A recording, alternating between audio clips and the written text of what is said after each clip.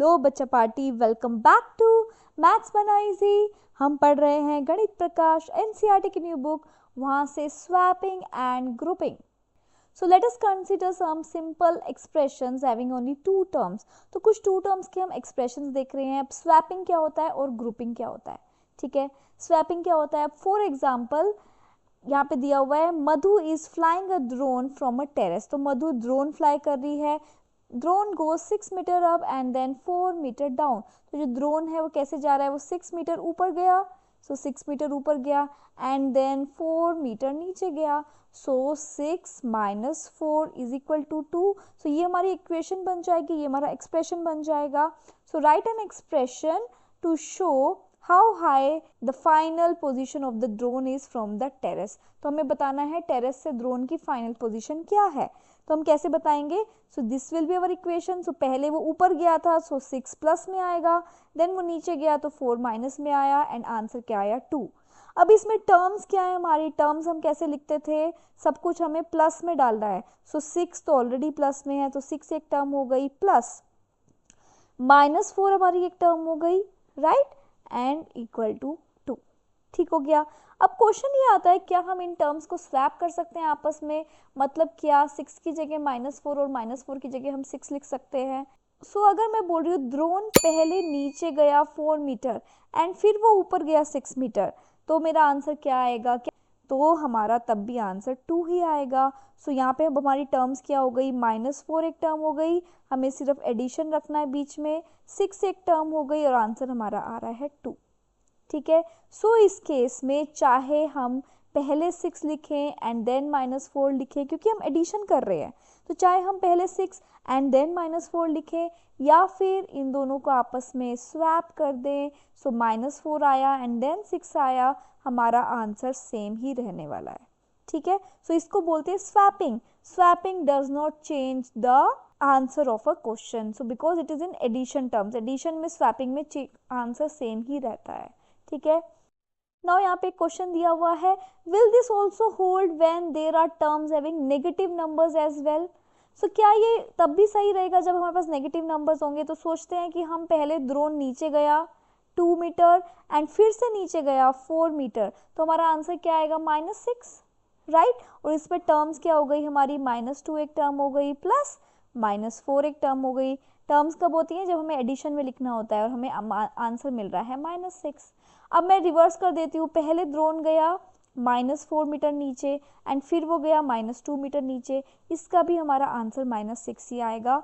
So again यहाँ पे terms क्या हो गई, -4 प्लस -2, आंसर आ रहा है -6। तो अब आप इन दोनों में देख सकते हो, यहाँ पे मैंने इन दोनों टर्म्स को क्या कर लिया, एक्सचेंज। यहाँ पे -4 पहले आ रहा है, -2 बाद में, यहाँ -2 पहले आ रहा है, -4 बाद में, बट आंसर हमारा सेम ही है।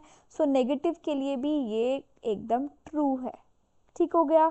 नेक्स्ट बोल रहे हैं, can you explain why this is happening using the token model of the integers that we saw in the class 6 text book of mathematics. तो हमने क्लास 6 में एक टोकन मॉडल पढ़ा था। क्या था वो मॉडल, तो जब भी हमारा कोई पॉजिटिव नंबर होगा, फॉर एग्जाम्पल हमारे पास अभी है 6 -4, तो 6 इसको टर्म्स में अगर हमें लिखना है तो हमारी टर्म क्या हो गई, 6 प्लस -4। ठीक है। सो हमारे पास जब भी कोई पॉजिटिव नंबर होगा तो वो एक प्लस टोकन के साथ आएगा। सो दिस इज 6 पॉजिटिव है, सो प्लस के मैं 6 टोकन्स बना लूंगी, 1 2 3 4 5 6। तो मेरे पास 6 प्लस के टोकन्स हो गए एंड -4 है, सो माइनस के हमारे पास 4 टोकन्स हो गए, 1 2 3 एंड 4। ठीक है। एंड जब भी एक प्लस और माइनस का पेयर बनता है, that is called zero pair, इसको हम कैंसिल आउट करते हैं। सो ये सारे हमारे 4 कैंसिल आउट हो गए, तो हमारे पास क्या बचा, प्लस के 2। सो हमारे पास आंसर आता है +2 विच इज इक्वल टू 2। तो इसका आंसर हमारे पास 2 आ रहा है, राइट। एंड सेम थिंग अगर मैं उल्टा करूं, पहले मेरे पास है -4 टर्म एंड देन मेरे पास है 6, तब क्या मेरा आंसर आएगा। सो -4 मीन्स नेगेटिव के 4 टोकन, सो -1 -2 -3 -4। सो नेगेटिव के 4 टोकन हो गए। 6 मीन्स पॉजिटिव के 6 token, so 1 2 3 4 5 and 6। So positive के 6 टोकन्स हो गए।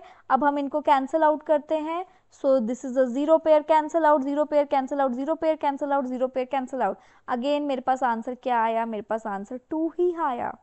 सो ये जो प्रॉपर्टी थी कि जो हम स्वैपिंग कर रहे हैं, it holds true.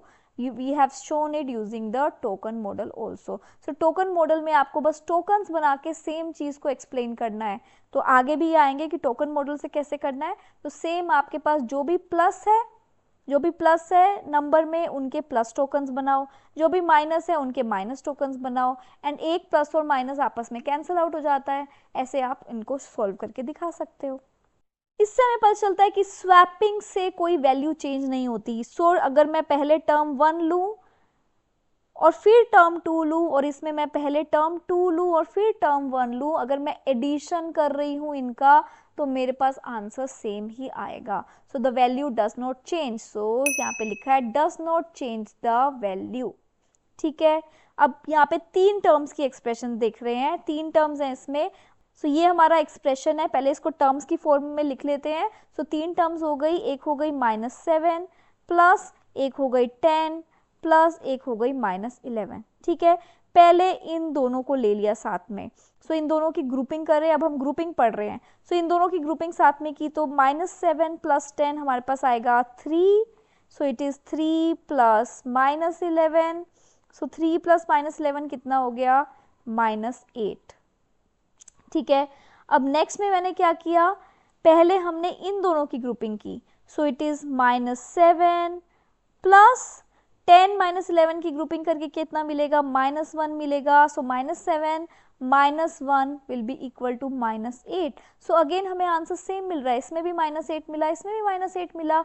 So grouping में भी सेम चीज़ है, चाहे हम शुरू की 2 टर्म्स की ग्रुपिंग करें या फिर हम लास्ट 2 टर्म्स की ग्रुपिंग करें, आंसर हमें सेम ही मिलता है। ठीक है, यही यहाँ पे लिखा है। So in both the cases we got the same answer. Will this also hold when there are terms having negative numbers? क्या नेगेटिव नंबर्स हो अगर हमारे पास, तब भी क्या ये ट्रू होगा? सो हम नेगेटिव नंबर लेके देख लेते हैं। सो मेरे पास है -2 एक टर्म प्लस -3 एक टर्म प्लस -5 एक टर्म। सो पहले मैं फर्स्ट 2 की ग्रुपिंग पहले करती हूँ। सो -2 -3 will be -5 plus -5। So answer क्या आ गया, -10 आ गया। सेकेंड सिचुएशन में मैं पहले लास्ट 2 टर्म्स की ग्रुपिंग करती हूँ। सो मेरे पास क्या आएगा, -2 प्लस -3 -5 हो गया -8। सो -2 -8 will be again -10। So again हमारे पास सेम ही आंसर आया। ठीक है, तो इसका मतलब नेगेटिव टर्म्स के लिए भी ये चीज़ ट्रू है। So yes, it holds true for the negative terms also. Now same चीज़ हमें टोकन मॉडल के लिए करनी है, शो करनी है। सो आपको टोकन मॉडल समझ में आ गया, ये आप खुद से ही शो कर सकते हो। Positive tokens low, negative tokens low and grouping अलग अलग करके एंड सॉल्व करके देखो। ठीक है, तो इसका क्या मतलब हुआ कि grouping the terms of an expression in either of the following veg gives the same value. हम किसी भी तरीके से ग्रुपिंग करें, पहले हम फर्स्ट और सेकंड टर्म लें एंड बाद में थर्ड लें, या फिर पहले हम सेकंड और थर्ड टर्म लें बाद में फर्स्ट टर्म ले, हमारे पास आंसर सेम ही आएगा। ठीक है, और ये अभी हमने शो भी कर दिया। नेक्स्ट है, does adding the terms of an expression in any order give the same value? अगर हम टर्म्स को किसी भी ऑर्डर में ऐड करते हैं, क्या उससे सेम वैल्यू मिलती है? यस, सेम वैल्यू मिलती है। अभी हमने बहुत सारे इसके एग्जाम्पल्स लिए हैं। सो आपको कुछ और एग्जाम्पल्स देने हैं।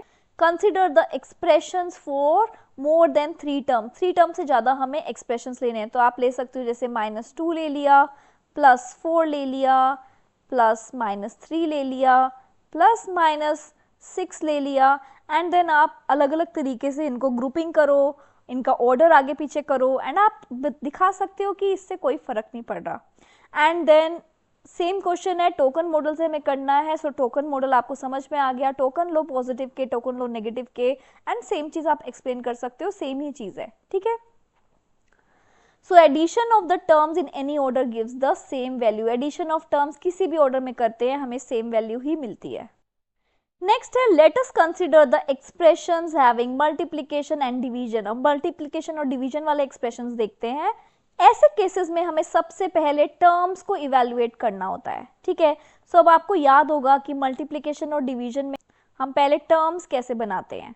सो देखो फर्स्ट क्वेश्चन हमारा दिया हुआ है, तो this is 30 plus 5 into 4, so plus हमारा यहाँ है, सो 30 हमारी एक टर्म हो गई एंड 5 इंटू 4 हमारी एक टर्म हो गई। सो देखो यहाँ पे 30 एक टर्म हो गई, 5 इंटू 4 एक टर्म हो गई। सो अब हम पहले विद इन द टर्म हम इसको सॉल्व करने वाले हैं। सो 30 एज इट इज हो गया, 5 इंटू 4 हमारा 20 हो गया and then we can solve further, 30 plus 20 is 50। Similarly एक और एक्सप्रेशन यहाँ पे दिया हुआ है, अब यहाँ पे कितनी टर्म्स हो गई, प्लस साइन देखो, सो ये रहा हमारा एक प्लस साइन, ये रहा हमारा एक plus sign, so this complete is one term, 78 is one term, 3 is one term, so this is one term, this is one term and this is one term.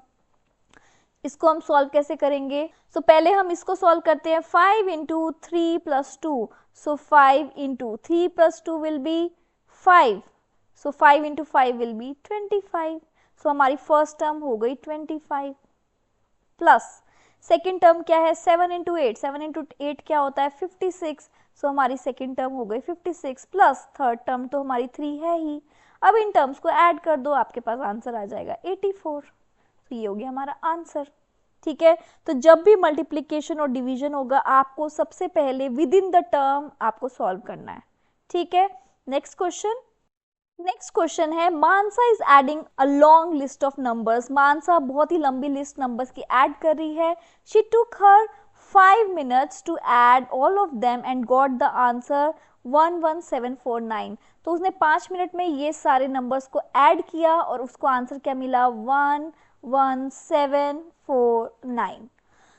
Then she realized that she forgotten to include the fourth number. So ये number वो include करना ही भूल गई, so उसने ये number miss कर दिया।